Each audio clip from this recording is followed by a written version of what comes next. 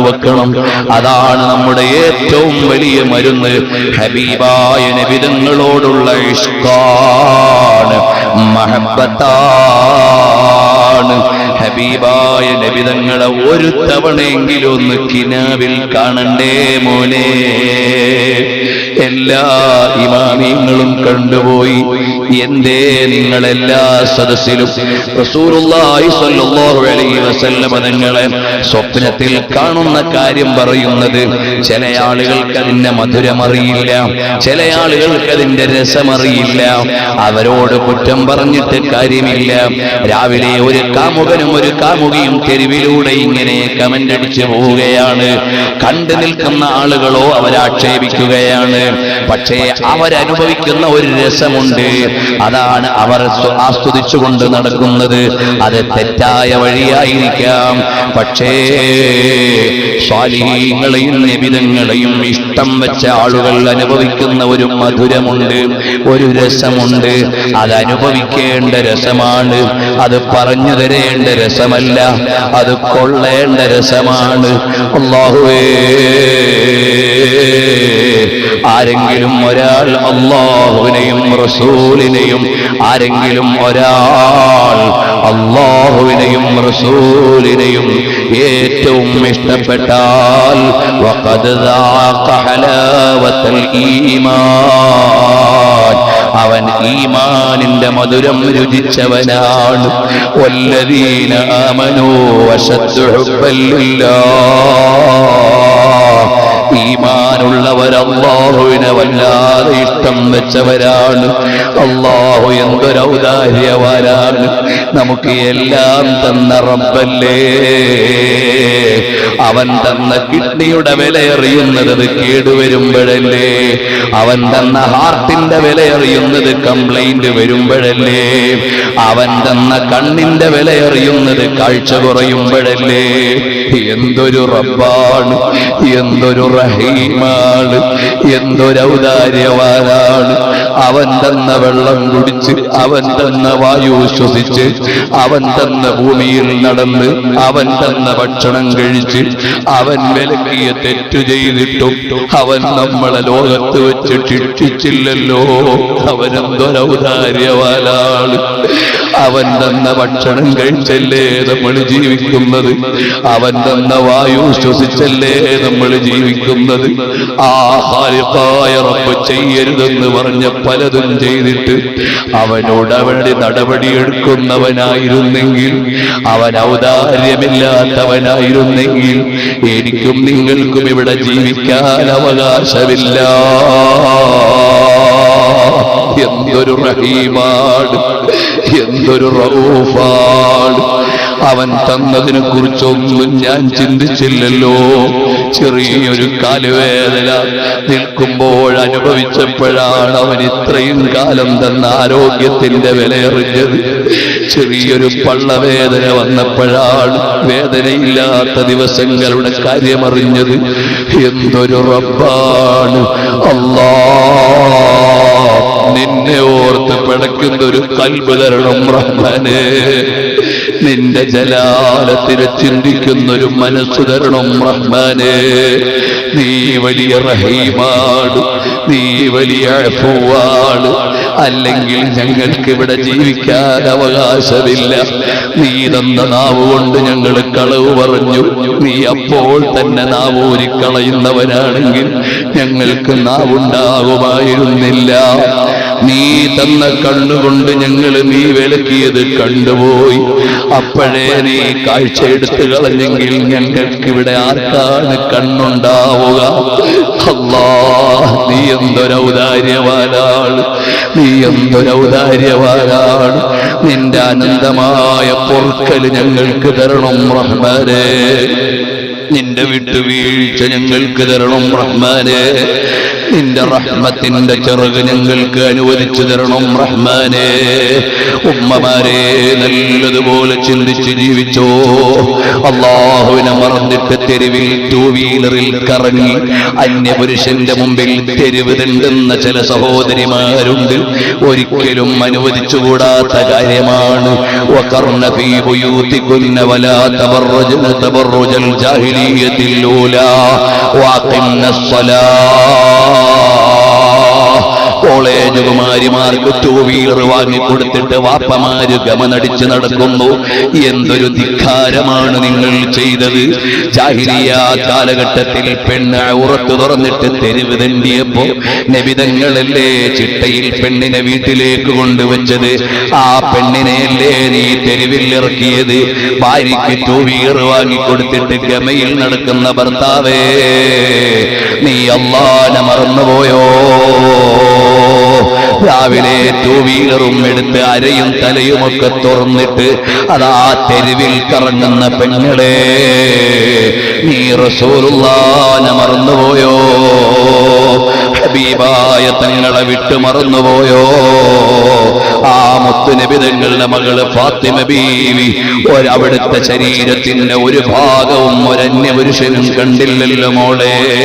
ആയിഷ ബീവി നബി സല്ലല്ലാഹു അലൈഹി വസല്ലം തങ്ങൾ വഫാത്തായി 4 ഖലീഫമാരുടെയും ഭരണം കഴിയുന്നത് വരെ ജീവിച്ചിട്ടും ഒരന്യപുരുഷന്റെ മുമ്പിലും ഇറങ്ങിയില്ലല്ലോ മോളെ.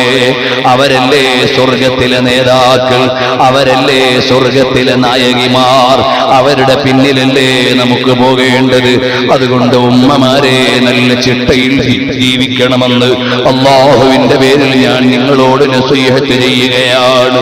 തഖ്വയുണ്ടാകണമെന്ന് ഞാൻ എൻ്റെ നഫ്സിനോടും നിങ്ങളോട് ഓർമ്മപ്പെടുത്തുകയാണ്. അല്ലാഹുവേ, ഈമാൻ ഞങ്ങൾക്ക് വർദ്ധിപ്പിച്ചു തരണം റഹ്മാനേ. ഹബീബായ നബിതങ്ങളോട് ഞങ്ങൾക്ക് ഹുബ്ബ് നൽകണം റഹ്മാനേ. എല്ലാ ഇമാമിങ്ങളും റസൂലുള്ളാഹിനെ കണ്ടുപോയി. ഞങ്ങൾക്കും ഒരുപാട് തവണ ഹബീബിനെ ഒന്ന് കാണണം. കണ്ടില്ലേ ഇമാമുന തബരി റഹിമഹുല്ലാഹ്, ലോകത്തറിയപ്പെട്ട മുഫസ്സിറല്ലേ, തഫ്സീറിന്റെ പണ്ഡിതന്മാരിൽ വലിയ അത്ഭുതമല്ലേ. മഹാനവറുകൾ പറയാണ്, എനിക്കിങ്ങനെ ദീനിന് ഖിദ്മത്ത് ചെയ്യാനുള്ള അവസരം കിട്ടിയത് എന്റെ വാപ്പ ഒരു സ്വപ്നം കണ്ടു. ആ സ്വപ്നം എന്താണ്? ഞാനാകുന്ന മകൻ റസൂലുള്ളാഹി സ്വല്ലല്ലാഹു അലൈഹി വസല്ലം തങ്ങളുടെ മടിയിൽ ഇരിക്കുകയാണ്. കയ്യിൽ ഒരു പാത്രമുണ്ട്, അതിൽ കുറെ ചരൽക്കല്ലുകളുണ്ട്. ഞാൻ ഹബീബായ നബി തങ്ങളുടെ മടിയിൽ നിന്ന് കളിക്കുകയാണ്. അപ്പോഴോ കല്ലെടുത്ത് അങ്ങോട്ടും ഇങ്ങോട്ടും ഒക്കെ എറിയുകയാണ്. എന്റെ വാപ്പ കണ്ട സ്വപ്നമാണ്. ഞാനാകുന്ന മകൻ മുത്തുനബി തങ്ങളുടെ മടിയിൽ ഒരു കളിപ്പാത്രത്തിൽ കല്ല് വെച്ച് എറിഞ്ഞ് കളിക്കുന്നു, പുറത്തേക്ക് ഇങ്ങനെ എറിയുന്നു. അക്കാലത്തെ ആലിമീങ്ങളോട് അതിന്റെ വിശദീകരണം ചോദിച്ചപ്പോൾ അവര് പറഞ്ഞ മറുപടി, നിങ്ങളുടെ മകൻ നാളെ ഇൽമിന്റെ വലിയ കേന്ദ്രമാകും. അതാ വളരെ ഗഹനമായ ഇൽമിന്റെ രഹസ്യങ്ങൾ ലോകത്ത് സാധാരണക്കാർക്കും വലിയവർക്കും പറഞ്ഞു വിതരണം ചെയ്യുന്ന ആളാകുമെന്ന് ആ സ്വപ്നത്തിന്റെ വ്യാഖ്യാനം ഇമാമിങ്ങൾ പറഞ്ഞു കൊടുത്തു. അതുപോലെ തന്നെ ഇമാമുന തബരി റഹിമഹുല്ലാഹി മാറിയില്ലേ. ശാഫിഈ ഇമാം തങ്ങൾ സ്വപ്നത്തിൽ ഹബീബിനെ കണ്ടില്ലേ. അഹ്മദ് ബിൻ ഹംബൽ ശൈബാനി തങ്ങൾ കണ്ടില്ലേ. ആ ഇമാമിങ്ങളെല്ലാം കണ്ടത് പറഞ്ഞ ബർക്കത്ത് കൊണ്ട് ഒരുപാട് തവണ ഞങ്ങൾക്കും റസൂലുള്ളാഹിനെ കണ്ട് അല്ലാഹുമ്മ അരിഫ്നാ വജ്ഹഹു, അല്ലാഹുമ്മ അരിഫ്നാ വജ്ഹഹു, അല്ലാഹുമ്മ അരിഫ്നാ വജ്ഹഹു.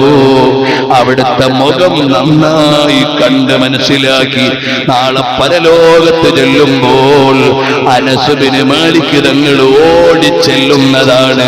അനഹുവൈദി മുഖഉലൈസ്, ഓ തങ്ങളെ, തങ്ങൾക്ക് സേവനം ചെയ്ത കുഞ്ഞനസാണ് നബിയേ എന്ന നിലക്ക് ഓടിച്ചെല്ലുമ്പോ അതിന്റെ പിന്നിൽ അനസ് ബിൻ മാലിക് തങ്ങളെ ഇഷ്ടം വെച്ച് പറഞ്ഞവരാണ് ഞങ്ങൾ എന്ന നിലക്കൊന്ന് ഓടിച്ചെന്ന് മുത്തുനബി തങ്ങളുടെ കാൽക്കൽ മക്കളൊന്നു വീഴാൻ കൊതിയുണ്ട് റബ്ബേ, യോഗ്യതയില്ല, നീ ഔദാര്യം ചെയ്യണം റഹ്മാനേ, ഔദാര്യം ചെയ്യണം റഹ്മാനേ. ഉമ്മമാരെ നന്നായി സ്വലാത്ത് ചൊല്ലണം, തഖ്വയോടെ ജീവിക്കണം, അന്യപുരുഷന്മാരുമായി ഇടപെടരുത്, നിസ്കാരം ഖളാ ആക്കരുത്, സീരിയൽ കണ്ട് നേരം കളയരുത്, അന്യപുരുഷന്റെ ജനാസ പോലും കാണരുത്, പുരുഷന്മാര് അന്യ സ്ത്രീകളുടെ ജനാസ കാണരുത്. ഇസ്ലാം വിലക്കിയ കാര്യമാണ്. ചിട്ടയോടെ ജീവിക്കണം, തഖ്വയോടെയാകണം. ഞാൻ വഅദ് പറയാൻ അർഹനല്ല, ഞാൻ തന്നെ വലിയ മോശക്കാരനാണ്, ഈ കൂട്ടത്തിൽ ഏറ്റവും മോശക്കാരൻ ഞാൻ തന്നെയാണ്. കാരണം ജനങ്ങളെ ഉപദേശിക്കുന്നുണ്ട്, പക്ഷേ വലിയ തഖ്വയോടെ ജീവിക്കാൻ കഴിയാത്തൊരു സാധുവാണ്. നിങ്ങളൊക്കെ നിങ്ങൾക്ക് ദുആ ചെയ്യണം. അല്ലാഹുവേ കബുറ മഖ്തൻ ഇൻദല്ലാഹ്, അല്ലാഹുവിന്റെ കോപം ലഭിക്കുന്ന ചില വഅദുകാരുണ്ട്, അക്കൂട്ടത്തിൽ ഞങ്ങളെ പെടുത്തരുത് റഹ്മാനേ. ഞങ്ങൾ ഇമാമിങ്ങളെ പോലെ വഅദ് പറയാൻ അർഹരല്ല, പക്ഷേ ആ ഇമാമിങ്ങളുടെ പേര് പറയാൻ കൊതിക്കുന്നവരാണ്. അതുകൊണ്ട് ഞങ്ങളെ ഒന്ന് നന്നാക്കി തരണം റഹ്മാനേ. ഞങ്ങൾക്ക് വഴി കാണിച്ചു തന്ന വലിയ ഇമാമിങ്ങളുണ്ട്, അവരുടെ ഖാദിമീങ്ങളാക്കണം റഹ്മാനേ. ഈ നാടിന്റെ പരിസരത്ത് കഴിഞ്ഞുപോയ അബ്ദുല്ലാഹിൽ ജൗഹരി ഉസ്താദ്, അതുപോലെ തന്നെ ഉമേനല്ലൂർ ഉപ്പാപ്പ അവർകള്, അതുപോലെ തന്നെ ബഹുമാനപ്പെട്ട തഴവ ഉസ്താദ് അവർകള്, അതുപോലെ ബഹുമാനപ്പെട്ട റഈസുൽ ഉലമാ ശിഹാബുദ്ദീൻ ഉസ്താദ് അവർകള്, കരുനാഗപ്പള്ളി അബൂബക്കർ മുസ്ലിയാർ അവർകള്, അതുപോലെ ഞങ്ങളുടെ നാട്ടിൽ കഴിഞ്ഞുപോയ അലവിക്കുഞ്ഞ് ഉസ്താദ് അടക്കമുള്ള വലിയ വലിയ ആലിമീങ്ങളുണ്ട്. അവരുടെയൊക്കെ ദറജ ഉയർത്തണേ റബ്ബേ. അവര് തന്ന ദീന് തെറ്റില്ലാതെ പറഞ്ഞു കൊടുക്കാൻ ഞങ്ങൾക്കൊരു ഭാഗ്യം തരണേ റബ്ബേ. ഞങ്ങൾക്കൊന്ന് ഔദാര്യം ചെയ്യണേ റബ്ബേ. ഞങ്ങൾക്ക് കിതാബ് പറഞ്ഞു തന്ന ഉസ്താദുമാരുണ്ട്. എന്റെ ഒരു ഉസ്താദ് അവർകൾ മരണപ്പെട്ടതിന്റെ ആണ്ടിന്റെ ദിവസങ്ങളാണ്. തരുവർ അഹ്മദ് മുസ്ലിയാര്, നവ്വറല്ലാഹു മർഖദഹു, ദറജ ഉയർത്തണേ അല്ലാഹ്. അതുപോലെ എന്റെ പ്രിയപ്പെട്ട പിതാവ് ബഹുമാനപ്പെട്ട അബ്ദുൽ ജലീൽ മുസ്ലിയാർ ഞങ്ങളുടെയൊക്കെ ഉസ്താദ് കൂടിയാണ്. അവിടുത്തെയും സ്ഥാനമാനങ്ങൾ അല്ലാഹുവേ ആഖിറത്തിൽ ഉയർത്തി കൊടുക്കണേ റബ്ബേ. ഇത് ഞാൻ പറയുമ്പോൾ സാധാരണക്കാരായ കൂട്ടുകാര്, വാപ്പമാര് മരിച്ചവരുണ്ട്, ഉമ്മമാര് മരിച്ചവരുണ്ട്, അവരുടെയും ഖബറ് നീ വെളിച്ചമാക്കണേ റബ്ബേ. മൗലായ സല്ലി വസല്ലിം ദായിമൻ അബദാ അലാ ഹബീബിക ഖൈറിൽ ഖൽഖി കുല്ലിഹിം.